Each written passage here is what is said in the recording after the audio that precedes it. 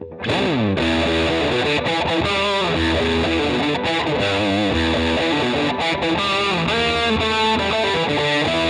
guys, it's Your Kingdom Come, and we're back here with another podcast, and it's great to be back for another episode.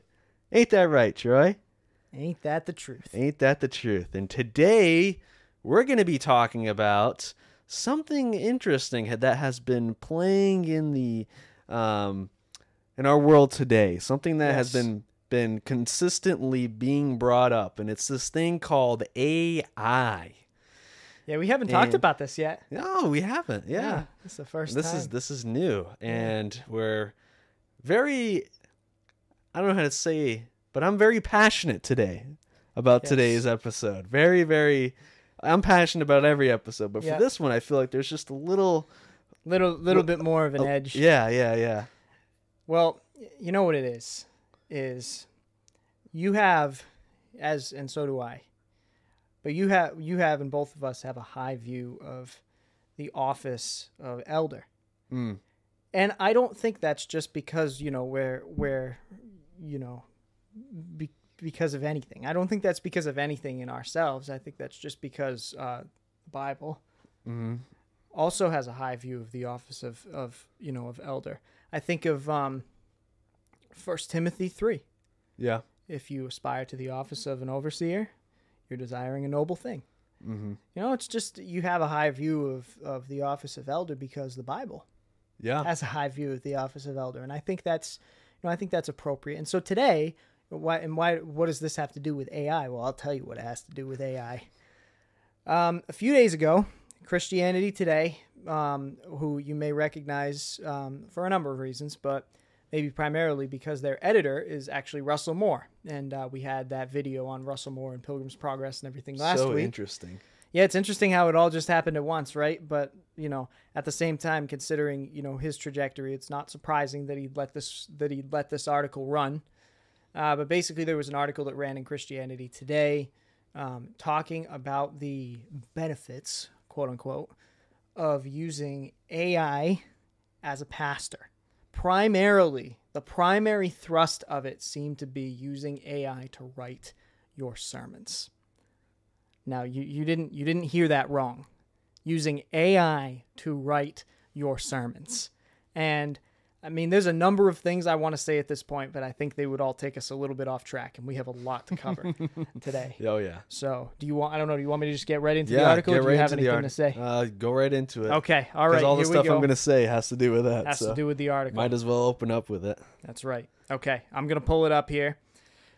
And I just as a preliminary here, I think you brought up a good point when we were talking about this earlier, and that I just want you guys to think about it as we're, talking through this whole article. And I think it is appropriate to bring it up at this point. You had said something to the effect of the whole point of this article is to basically soften what the pastor is saying in the pulpit and just basically make it more politically correct, right? Is that kind of what you said? Yeah. Well, even the article basically says it itself. So I'll read that to you guys if he skips over it. But yeah, the article basically brings up about how we can basically control what preachers can say through AI. So if AI says something that's a little too offensive for the congregation, then we can tone it down because we can control AI basically. Yeah. So and I think that bears for you to keep it in mind, because of this reason, because we know the trajectory of Christianity today, right? We know that they want to go in that direction towards being a little more left, on the left, I guess, politically and even biblically and culturally and everything. They want to go in that direction of softening the language, softening the blows, and making it basically getting to a point where they think, I mean, it's not going to happen, but they think that they can neutralize the work of the Holy Spirit, basically. I mean, they won't say that, but that's what they're doing. Yeah. So anyway, this article is called, "I used ChatGPT for 6 months to help my pastoral ministry. Here's what worked." And the article, it just says the subtitle of it is "A Young Taiwanese Pastor Shares About the Opportunities and Challenges AI Offers to Those in the Ministry." Yi Li Lin is the author of this article. And to me, it's interesting. You might notice here right out of the gate that this presents itself as a very nuanced middle ground type of article. But what you're going to realize is that it's one side. It's in favor of one side. You know, he's going to say a couple of things against AI just to get his brownie points, I think, you know, just to get his applause from people who aren't paying attention really. But the majority of what he's saying is in favor of using AI in the pastoral ministry. So here we go. He says this. Since ChatGPT became publicly accessible last year, we've heard reports that artificial intelligence will replace jobs and disrupt other aspects of our lives. Some changes may not currently be apparent to individual local churches in Taiwan. Again, remember, this is a Taiwanese pastor, so this is why he's saying it that way. In recent months, a number of Christian thinkers have been discussing how AI might either aid or possibly replace humans when it comes to pastoral care and preaching. He says several pastors point out that AI lacks physical, emotional, or empathetic abilities, though I personally believe that these limitations may one day be overcome technologically. In addition, they note that AI's social bias, monopolization, and lack of spirituality when it comes to data labeling. And I think as far as, you know, I'm not an expert on data labeling, but I think those people are right by saying that AI has social bias, monopolization, it's being monopolized by a specific party, and obviously lacks spirituality. We're going to get into that. But I think those people that are concerned about that are right. You know, okay, here we go. This is, I'm just gonna, you know, in golf when you have the guy that puts the ball on the tee, and then the other guy just goes up with the big giant driver and goes, boom! This is what I'm about to do, okay? This is what I'm about to do for him. I'm just going to put the golf ball up on the tee for you, okay? And I'm just going to read what he said. Many have cautioned AI will have an ideological bias, but we can actually use the intelligence of ChatGPT to examine whether our words could unintentionally offend congregants with different political identities and positions. Go. Okay, well, you already know what I'm going to say if you watch this podcast every single week. But what it seems to me that the whole main focus of why people want to use AI to write preacher sermons is to basically soften up the preaching. Yeah. Right? It's like you know, if you read church history, it's like the same thing every single time. Right? You read about Wesley and you read about John Bunyan, you read about all these Puritans, right? And you're like, man, every single preacher got kicked out of their church. Wesley preached, I think, maybe 6 times in an actual church, and all the rest of his sermons were preached outside because the church wouldn't let him preach because he was too harsh and he didn't line up with what they wanted him to say. Yep. And so this is what they're trying to do, is they're trying to soften up the preaching to basically draw these people in. And this is the other thing too, right? We have these people, these church growth people. This absolutely drives me nuts. And Paul Washer rails on it every single time, and I love him for it. But you have these people all the time talking about church growth and church strategies, and we need this type of strategy. We need to develop this type of strategy. And this is just another one of their stupid strategies of trying to grow the church. But you know what you're doing? All you're doing is growing the number of false conversions. That's all you're doing. You're basically making people believe that they're Christian through soft preaching, and then you lead them into a sinner's prayer, tell them that they're saved, and then guess what you're doing? You just numbered up your amount of false conversions by 10. You know, every single time you do that. Yep. Because you're making people, you're fooling people under the false illusion that they're actually saved when they aren't. Yeah. And so what do we need to do? We don't need AI to preach for us because we can get into that. We don't need AI to preach for us. All we need to do is have faithful men preach the word of God. And that's another thing that I looked on the article at the end when it was talking about preachers. The person used his or her. sermon preparations. Yes. It said his or her. So that's another thing you can take from this article. Not only do they want soft preaching, but they actually advocate for female pastors. Yeah, they do explicitly advocate for that in this article. In Christianity Today does itself. I mean, Christianity Today is Yep. Yeah, anyway, we could have a whole nother episode on that. But just the simple fact that they want to soften up the preaching to pull these unbelievers in, which you're not going to do. Mm-hmm. You're not going to do that because the problem is that when you preach the actual message, when you get a preacher that comes into your church and actually preaches the true gospel, what happens? People get up and leave.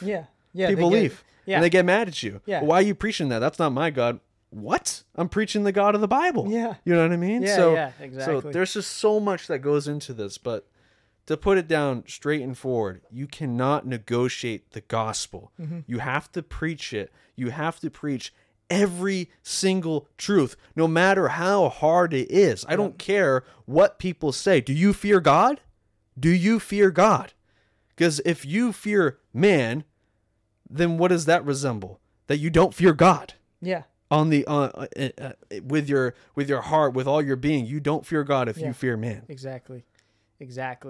Which shows the state of your spiritual state. I mean, it's telling enough that that Christianity today, when you think about and going back to the point that you made about his or her, as a pastor, which obviously that's telling enough. That's showing that they do have a problem with the idea that only men can be pastors. And then there's the idea, like you said, of like softening the blows. Yeah. That's why Christianity today has a problem with pastors who don't soften the blows. I mean, that's why, and it's just, it's becoming more and more obvious, and people might get upset with this article specifically, but it's just been a long time coming, if you've been paying attention to them. So, I mean, even starting with their podcast, but we're going to have a whole other podcast about this at some point. We were thinking about this, but their podcast, The Rise and Fall of Mars Hill, which talks about Mark Driscoll. Mark Driscoll had plenty of issues, right? That's obvious. He did. He had plenty of issues. And he's continuing to have plenty of issues. But it's interesting that Christianity Today's problem with him was not that he had all these issues or that, or the way that he behaved with people and stuff like that. Christianity Today, one of their primary problems with him was that they called him misogynistic. They basically they were upset with the fact that he was complementarian. Things like that. Like they basically took Mark Driscoll and then they used him and the many failings that he had and basically used that to smash conservative, reformed, Calvinistic Christianity. And so that's just the stuff that they do. And it started there. Arguably, it could have even started before that. And it's just been continuing to be that way up until this point when, I think people are really starting to realize it. They had an article about that guy, Oliver Anthony, who wrote the song Rich Men North of Richmond or something like that. They had an article about that basically they were angry that he wrote this song because they said it doesn't love its neighbors or something like that. And then the next day they ran an article about how great Barbie is, the Barbie movie. So there's an agenda. That's what I'm trying to point out. There's an agenda, right? They take Mark Driscoll, who had problems, and then they make it look like he had other problems in order to bash people like Paul Washer and Doug Wilson and John MacArthur. Like, you know what I mean? And then of course, they do things like they bash Oliver Anthony, but then they, elevate Barbie, So anyway, that's just a long way around to say that there's an agenda. All right. There's an agenda. So look for the agenda. The next heading in this article is working smarter, not harder. Now I have a big problem with this part, but set the tee up for yourself because you got the article. For many pastors, there is never enough time for sermon preparation. Okay, listen. Let's just stop right there. You don't have enough time to prepare your sermon? Well, look at what he says. This is what he talks. He lists a bunch of different things, right? And I'm going to get to the part where he lists these things, and then I'm going to have something to say there. Okay. He says, when I was in seminary, one of my classes required students to draw up a schedule of a typical week in a pastor's life. The professor critiqued the schedule I submitted as, quote, having too much time for sermon preparation. You know what I say to that? Time to leave seminary. Okay, let's keep going. Indeed, after researching and writing a sermon and dealing with all the administrative work, leading additional ministries, serving as an official of our presbytery, and continuing my education, I find my time for actual pastoral care is very limited. Consequently, pastors often rely on liturgical manuals, official sermon templates, or they recycle their own past sermons for recurring events like invocations, fundraising activities, weddings, funerals. Anyway, you see all those things that he listed off, right? You know, basically the stuff that requires you to get down in the trenches. And you know what? He's right. All those things are responsibilities that an elder should be taking care of. But here's my time to talk about, think of, for example, like let's imagine that you have a pastor, right? And he's a pastor, and he's the only pastor, the only elder in a church of, let's just pick a round number, 5,000 people, right? And that's on the big side even. Like I would say, you have a pastor with a church of 500 people and he's doing it alone. 400, 300 people. You're pushing the limits at that point. I mean, if he doesn't have any elders to supplement what he's doing, then he can't possibly form a solid relationship with all of those people at once. Mm-hmm. He can try. Some have tried, right? But without other elders to help you in what you're doing and to run other ministries and to do other things, it's impossible, right? So, you know what? I grant that if you have a pastor that's doing everything all by himself, mm-hmm. then yeah, and that's, you know what? That's the problem with the way that the American church has become constructed. They've basically constructed these big giant like corporation churches around one guy. Mm-hmm. And so I have a question for you. What if tomorrow the one guy gets called to ministry overseas, right? Mm-hmm. I think a great example of that is Tim Conway. Tim Conway trained up a bunch of guys, and then he went overseas because God called him overseas to be a missionary and plant another church. But you know what happened? He had people that stepped right in. Yeah. You know, he had people that stepped right in. Mm-hmm. And you know why? Because he had these other things that he had other elders doing. I remember constantly at the beginning of his ministry, he would always refer to this guy named James. I think his name was James. So I don't know who James was. Yeah. But but you know what I mean? Yeah. So like there are other elders there. So that's, you know, and that's, I don't even know if James even ended up taking the church over when he left. You know, I don't know. Yeah. But the point is, you want to have people that can handle other things. And so this is what I would say. If you're a pastor and you have too many things to do and your schedule is too busy and you can't handle all these people that are in your congregation, then one of two things has to happen. Either you have to have other elders, and I'm not saying this like I'm not saying this as an authority on being a pastor, because I'm not a pastor, all right? I'm just saying this from common sense and from watching other pastors and how they've done it, and it seems like it has worked best in those. I'm just giving you pure data here, right? So it seems like the pastors that have big churches that have done it alone, and the church has gotten too big for them. They've had a hard time, and the church is either closed or folded or shrunk, or the pastor had issues, or you know. Yep. But it seems like the churches who had pastors who had elders around him, right? Who had maybe even a plurality of elders, and the churches were that church was growing. Those elders end up just taking on different parts of the ministry, and you just keep getting more and more elders. And I think of Apologia Church as an excellent example of this. You know, for years it was Jeff Durbin, and it was that guy Luke, right? Yep. Luke the Bear, they call him, right? And for years they did it, right? Well, the church gets a little bigger. All of a sudden, James White comes on board, right? So now he's handling certain parts of that ministry, you know?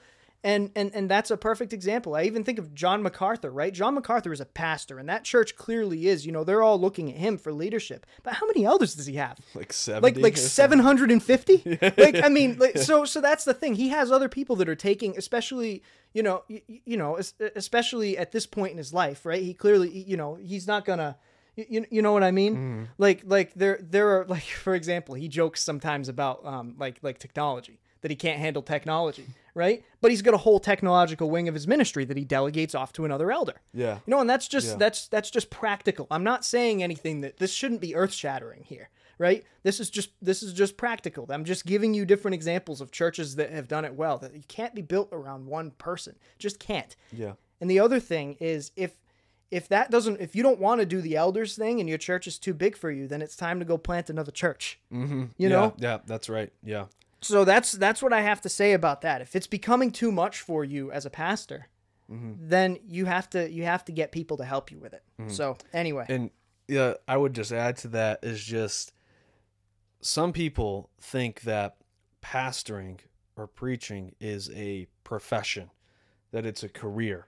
Some people like to think that, oh, I'm going to be a pastor and I'm going to work my 8 to 4 every single day, and I'm going to have, I'm going to have my Wednesdays, I'm going to have my Thursdays off, and then, I'm going to get ice cream Friday nights, and, and I'm going to watch movies on Saturday night. Listen, pastoring and preaching is not a profession or a career. It's a calling. It's a calling from God Almighty. When God calls a man, he calls a man. He doesn't say, all right, here's some applications, fill this. No, it's God calling the man to ministry.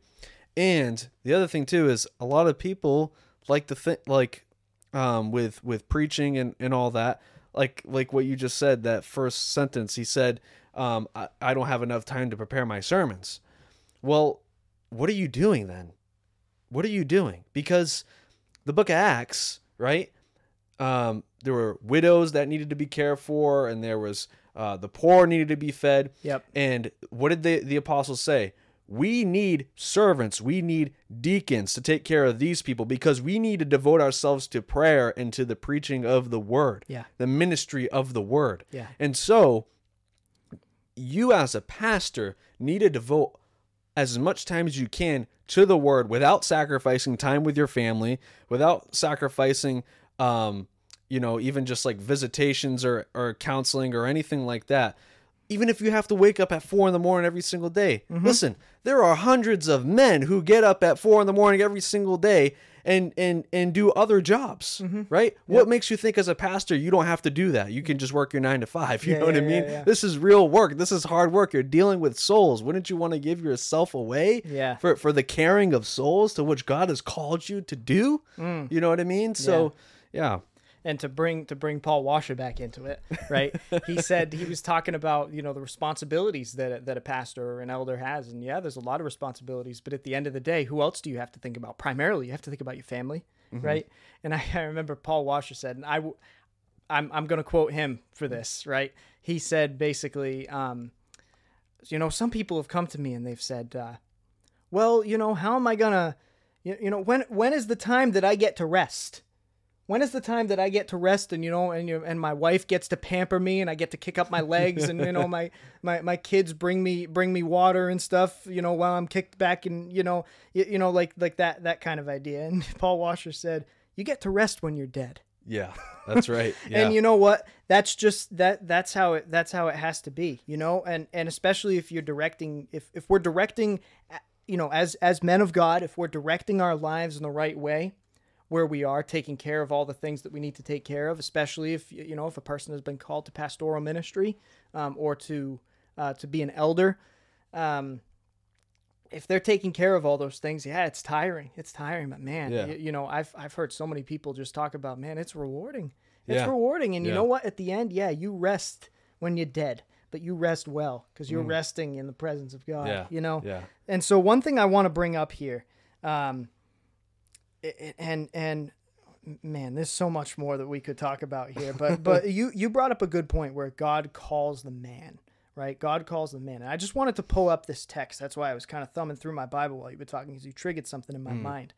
I'm going to read this text. I'm just going to read it from Matthew 25, verses 14 through 30. All right. So just hang tight with me. It says this: "For it will be like a man going on a journey, who called his servants and entrusted them to his property." Now, this is just so you know, for context, this is Jesus. He's teaching right now. He's giving a parable. It says this: "To one he gave 5 talents, to another 2, to another 1, to each according to his ability. Then he went away. He who had received the 5 talents went at once and traded with them. He made 5 talents more. So also he who had the 2 talents made 2 talents more. But he who had received the 1 talent went and dug in the ground and hid his master's money. Now after a long time the master of those servants came and settled accounts with them. And he who had received the 5 talents came forward, bringing 5 talents more, saying, Master, you delivered to me 5 talents. Here I have made 5 talents more. His master said to him, Well done, good and faithful servant. You have been faithful over a little. I will set you over much. Enter into the joy of your master. And he also, who had the 2 talents, came forward, saying, Master, you delivered me 2 talents. Here I have made 2 talents more. His master said to him, Well done, good and faithful servant. You have been faithful over a little. I will set you over much. Enter into the joy of your master. He also, who had received the 1 talent, came forward, saying, Master, I knew you to be a hard man, reaping where you did not sow, and gathering where you scattered no seed. So I was afraid, and I went and hid your talent in the ground.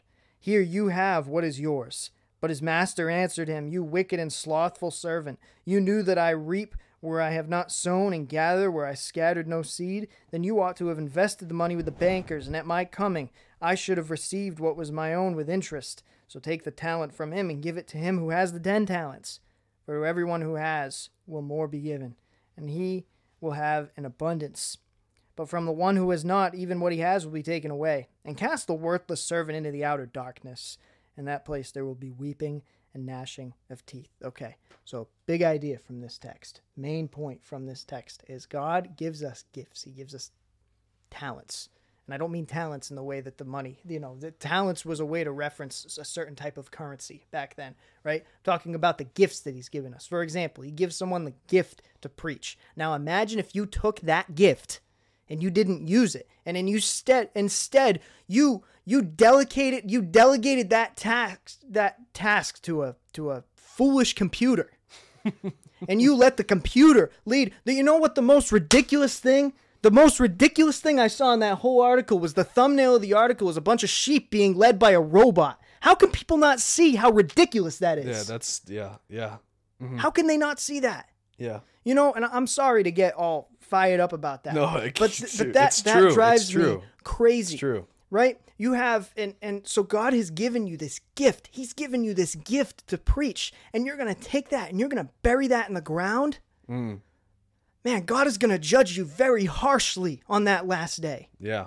And if there's anybody who sees this article is even in the slightest bit considering taking the advice that's in this article, I would just warn you. God is watching. The master is going to come home, and he's going to be looking. He's going to be looking to see what you did with what he gave you. And what are you going to have to show him? What are you going to have to show him on that last day? You going to have a bunch of false converts that got converted by some computer-generated message?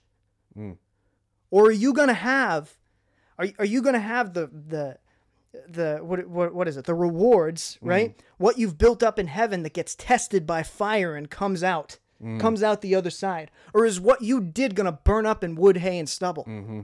Yeah. I have to ask that. Yeah, that's right. Yeah. And I cannot add anything more to what you just said because that was just perfect. But I would add something because I'm just like that.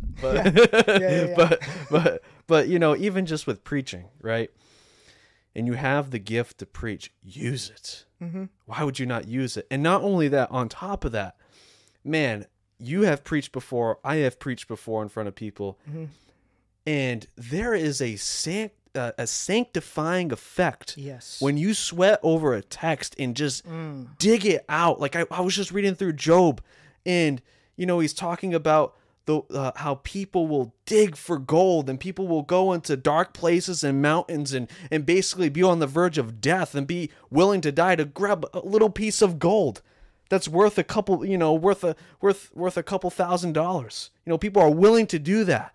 And we should be willing to dig under the mines of heaven and dig up the treasure, the word of God, the pearl that no price can be put on it because it's so valuable. Yeah. No price on this earth can be set to it. We should be, it's sanctifying when you do that, and it builds truth into your heart, and you understand the word of God more deeper and more richer than you ever could if you didn't do that, Amen. Yeah. So, yeah. Well, that was quite an episode. We're gonna post the rest of that article for you on our Twitter page so that you can see it. Maybe we'll add a little bit of commentary on the Twitter page too. But thank you for watching, and we'll see you again next time. Have a good week.